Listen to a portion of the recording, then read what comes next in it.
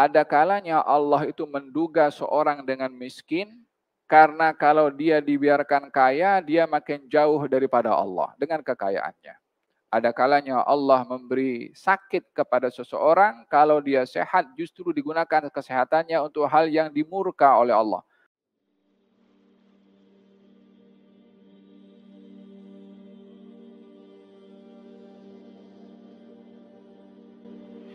Dalam hadis Nabi Muhammad sallallahu alaihi wasallam, yang hadis ini diriwayatkan oleh Nabi daripada Allah, namanya hadis Qudsi, hadis yang Nabi sandarkan kepada Allah.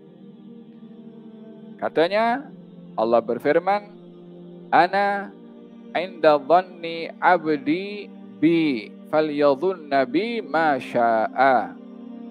Aku ini akan berada pada prasangka hambaku, maka hendaklah hambaku memiliki prasangka terpulang kepada dia.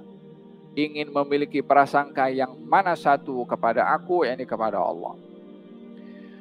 Bila orang melihat apa yang berlaku kepada dirinya satu hukuman daripada Allah, maka dia kena hukum oleh Allah.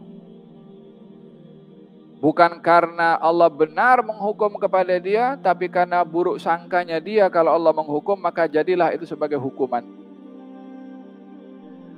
Bila orang mempunyai prasangka yang baik kepada Allah atas apa yang berlaku kepada dirinya, hatta dalam bentuk dugaan, itulah kebaikan yang Allah beri kepada seseorang, walaupun dalam bentuk musibah.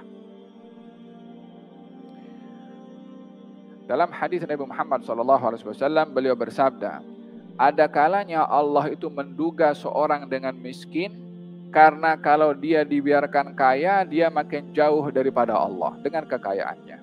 Ada kalanya Allah memberi sakit kepada seseorang, kalau dia sehat justru digunakan kesehatannya untuk hal yang dimurka oleh Allah. Ada kalanya Allah memberikan kekayaan kepada seseorang, kalau dia diduga dengan miskin, dia tak mampu berhadapan dengan kemiskinannya. Ada kalanya Allah menduga seorang dengan sehat, yang kalau diduga dengan sakit, dia tak mampu memikul sabar dalam sakit yang dihadapinya.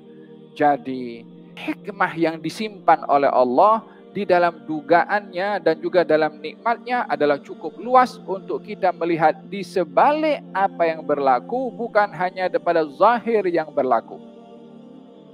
Salah satu contohnya, di dalam Al-Quranul Karim, Allah Subhanahu wa Ta'ala menceritakan dalam surat Al-Kahfi, ketika Nabi Musa berjalan dengan Nabi Khidir, kemudian nampak budak kecil bermain.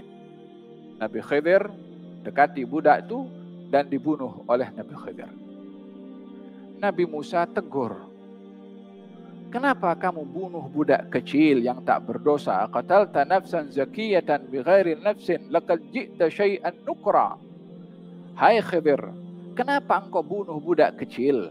Bukan dengan sebab yang benar. Budak itu bukan bunuh orang. Budak itu bukan melakukan jenayah sehingga engkau bunuh dia. Kamu telah melakukan perkara yang mungkar, kata Nabi Musa. Khidir mengatakan kepadanya, aku dah cakap pada kamu, jangan tanya, jangan komplain apa aku buat. Singkat cerita, Nabi Khidir bagi tahu kepada Nabi Musa, apa pasal budak tu aku bunuh?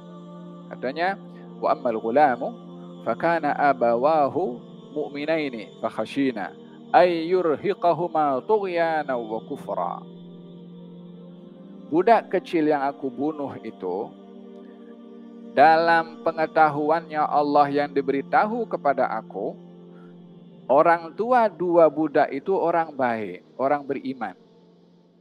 Budak ini kalau dibiarkan dewasa nanti, boleh menyebabkan kekufuran kepada orang tuanya.